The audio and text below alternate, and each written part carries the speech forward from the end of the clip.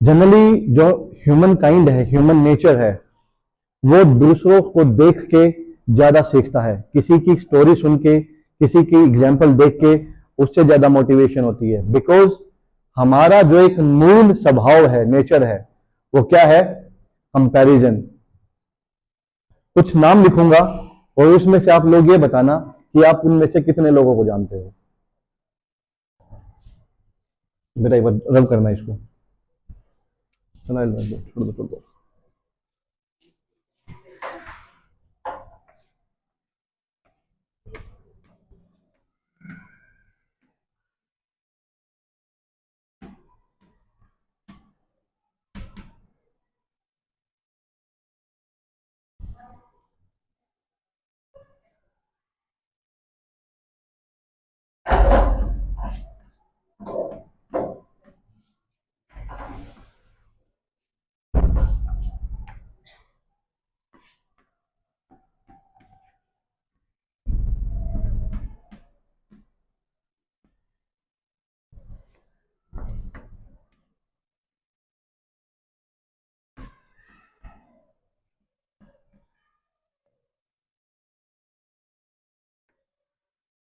रोहनी आपके लिए है।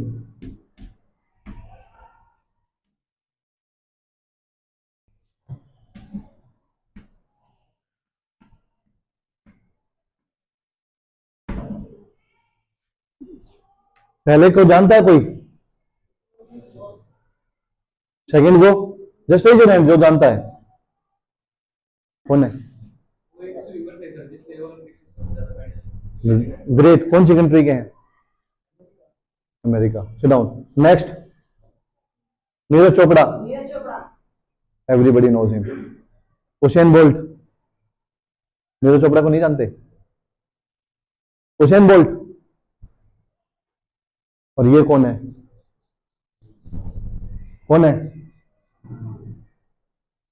तो कहानी शुरुआत करते हैं यहीं से। Michael Phelps in the history of athletics, क्योंकि स्विमिंग को मतलब ये it's a part of athletics. Swimming में आज तक के सबसे ज्यादा गोल्ड मेडल्स ओलंपिक्स में इस बंदे के हैं। लगातार 5 साल। कितने? 5 साल। बिना एक दिन की छुट्टी किए बगैर दोनों टाइम, यानी कि सुबह और शाम 4-4 घंटे स्विमिंग की प्रैक्टिस की है। हमने कितनी देर देखा उनको? कितनी देर? ओलंपिक्स में ही। ठीक है। नीरज चोपड़ा कहां से है? इंडिया। आप लोगों के बीच में से ही कोई एक बच्चा जिसको स्पोर्ट्स का इंटरेस्ट हुआ और वो कहां चले गए?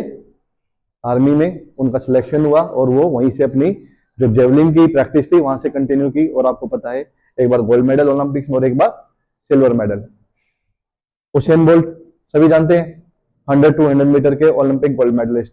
लगातार 3 बार ओलंपिक्स। 2004,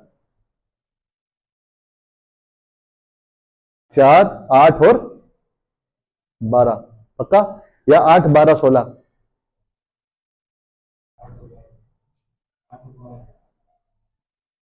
ठीक है। 12 साल तक एक पोजीशन पे फर्स्ट रहना। ठीक है। He is the biggest, he is the greatest athlete. और ये है आप।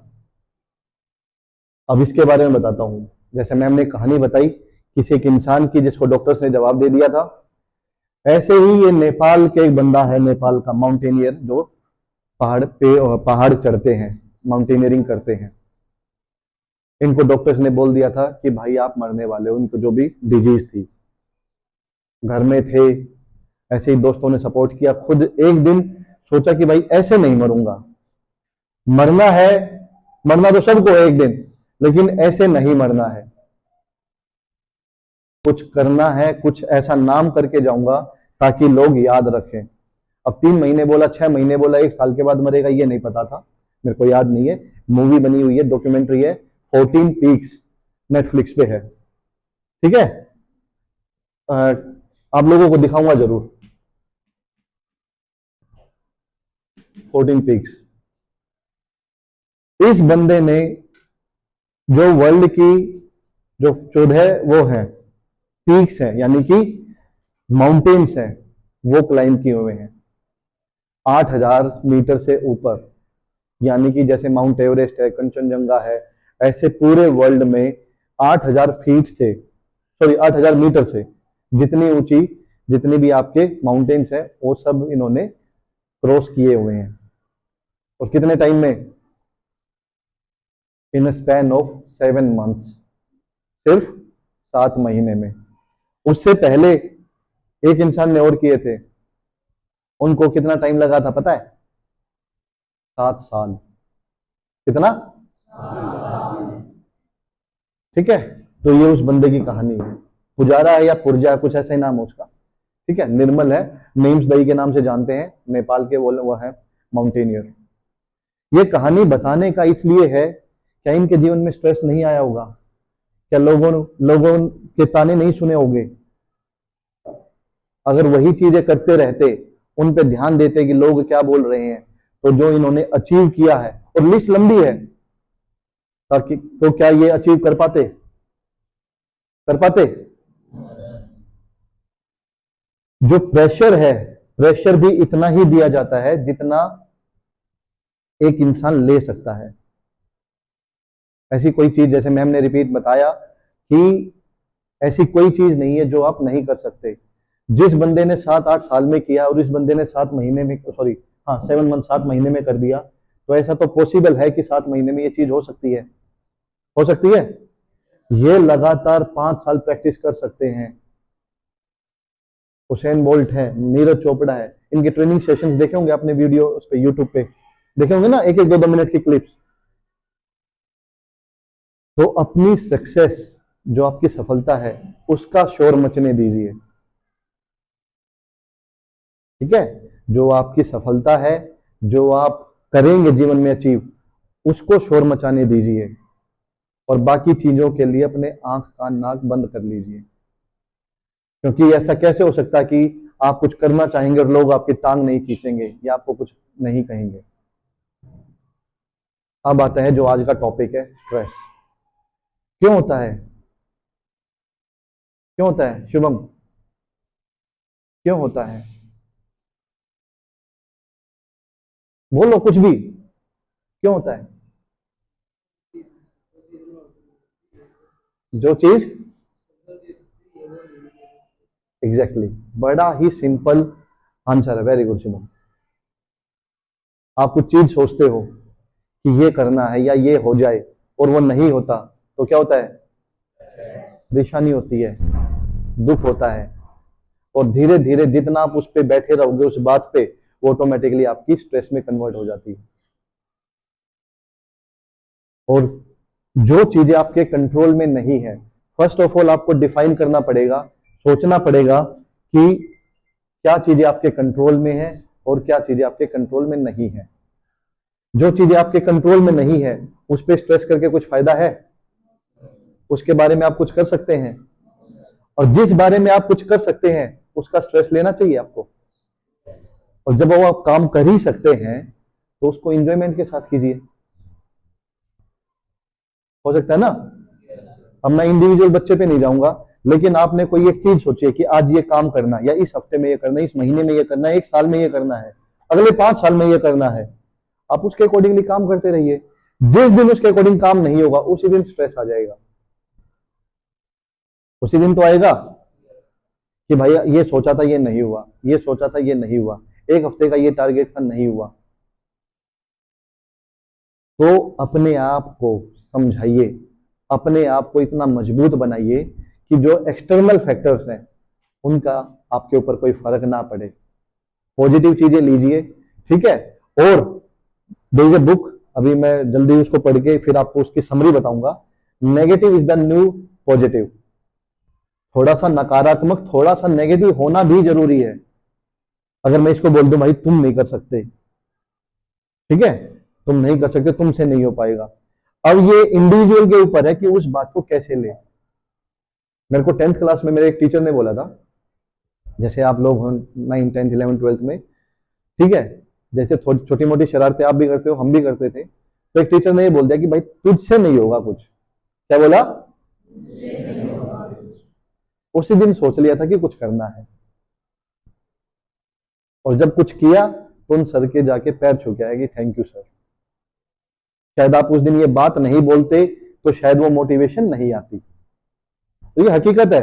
मैं आपको एग्जांपल्स वही दूंगा जो मैंने खुद देखे हुए हैं या खुद फेस किए हुए हैं। तो जो भी काम करो अपने 100% कमिटमेंट से करो, ठीक है, ताकि आपको यह ना लगे कि मैं इसमें और मेहनत कर सकता था। और जिस दिन आपके अंदर ये फीलिंग आ जाएगी कि इससे ज्यादा मेहनत मैं कर ही नहीं सकता था, उस दिन रिजल्ट पॉजिटिव आए नेगेटिव आए, पास हो फेल हो, इममटीरियल है, फायदा उस चीज का फर्क ही नहीं है। जिस दिन आपने ये सोच लिया, जो एक स्ट्रगल है, अब मान लो आईएएस बनने के लिए, यूपीएससी क्लियर करने के लिए, एक अच्छा स्पोर्ट्स पर्सन बनने के लिए, या कोई भी एग्जाम क्रैक करने के लिए, beat doctor, beat engineer, IIT जाना है या कुछ भी फॉरेन में पढ़ना है, अच्छी यूनिवर्सिटी में एडमिशन लेना है, उसके लिए जो मेहनत रिक्वायर्ड है, उसके लिए जो पिसना है, उसके लिए जो घिसना है, एक हमारे आर्मी में एक कहावत है और नॉर्मल है, you have to burn your midnight oil. जैसे होता है ना, रातों की नींद हराम करनी पड़ेगी। अगर वो नहीं की और आप ये सोचो कि मेरी तो किस्मत ही ऐसी है, क्या उसके लिए जो जरूरत है, क्या आपने वो स्ट्रगल किया है? क्या उस लोहे की तरह आप पिघले हो? और जिस दिन जवाब आपका हाँ में आ जाए, फिर रिजल्ट इममटीरियल है। और अगर आपका जवाब ना में है कि हाँ, जो इसके लिए रिक्वायर्ड मेहनत थी हमने नहीं की है, तो फिर आप में ही वो कहीं ना कहीं कमी है। दोबारा जहां से शुरू किया था, जो चीजें आपके कंट्रोल में है उस पर ध्यान दीजिए। जो चीजें आपके कंट्रोल में ही नहीं है उसका आप कुछ नहीं कर सकते। उनको कोशिश कीजिए उस समय पे भी, जो आपका एम है, जिस बारे में आपने सोचा हुआ है, उस डायरेक्शन में क्या काम कर सकते हैं। एक कहावत है, एक अगेन, जब मछुआरे होते हैं, मछली पकड़ने वाले, जो समुद्र में जाके, नदी में जाके, बोले जब तूफान आता है तो वो समुद्र में नहीं जाते, लेकिन क्या करते हैं उस टाइम पे? क्या करते हैं? जो अपना नेट होता है, जाल होता है, अपनी बोट होती है, उनकी रिपेयर करते हैं, उनकी मरम्मत करते हैं, उनको और अच्छा बनाते हैं। ठीक है?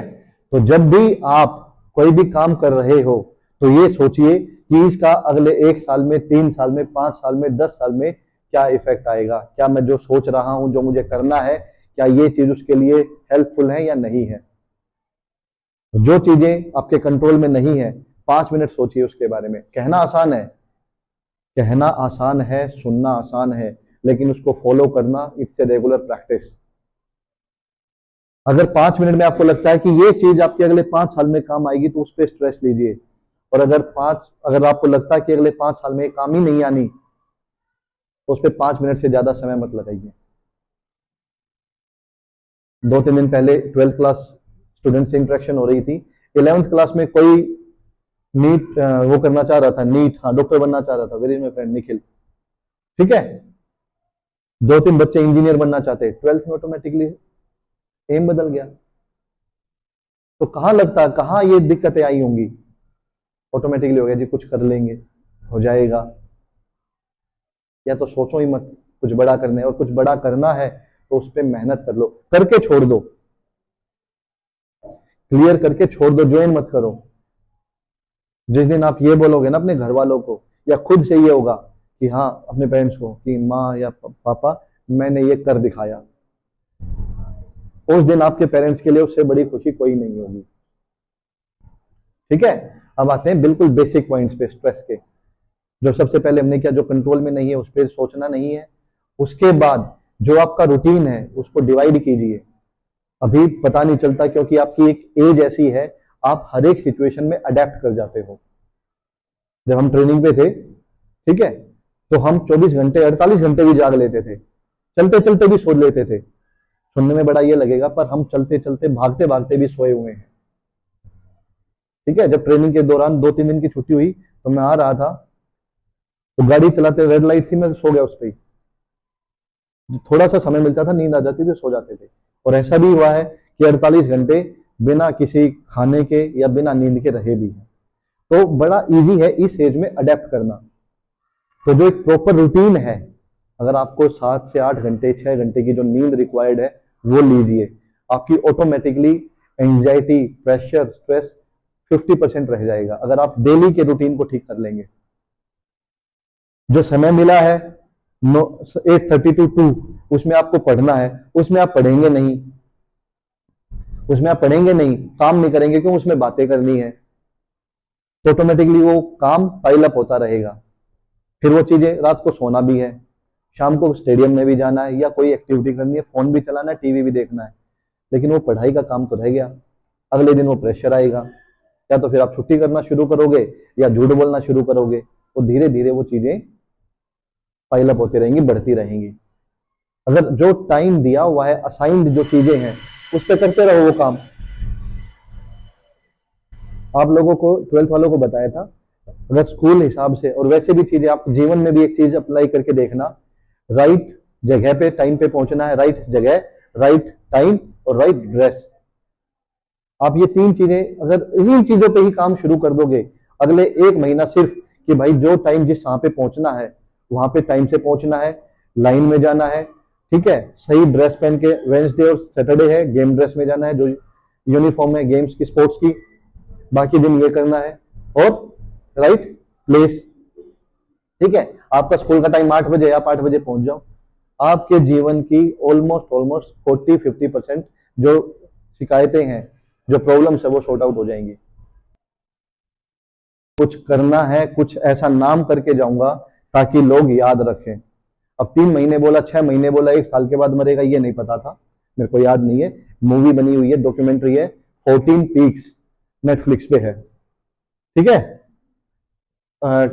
आप लोगों को दिखाऊंगा जरूर, 14 पीक्स। ऐसी कोई चीज नहीं है जो आप नहीं कर सकते। जिस बंदे ने 7-8 साल में किया और इस बंदे ने 7 महीने में, सॉरी हाँ 7 मंथ, 7 महीने में कर दिया, तो ऐसा तो पॉसिबल है कि 7 महीने में ये चीज हो सकती है, हो सकती है। ये लगातार 5 साल प्रैक्टिस कर सकते हैं। हुसैन बोल्ट है, नीरज चोपड़ा है, इनके ट्रेनिंग सेशंस देखे होंगे आपने, वीडियो उस पे यूट्यूब पे देखे होंगे ना, 1-1, 2-2 मिनट की क्लिप्स। तो अपनी सक्सेस, जो आपकी सफलता है, उसका शोर मचने दीजिए, ठीक है। जो आपकी सफलता है, जो आप करेंगे जीवन में अचीव, उसको शोर मचाने दीजिए, और बाकी चीजों के लिए अपने आंख कान नाक बंद कर लीजिए। क्योंकि ऐसा कैसे हो सकता है कि आप कुछ करना चाहेंगे और लोग आपकी टांग नहीं खींचेंगे या आपको कुछ नहीं कहेंगे।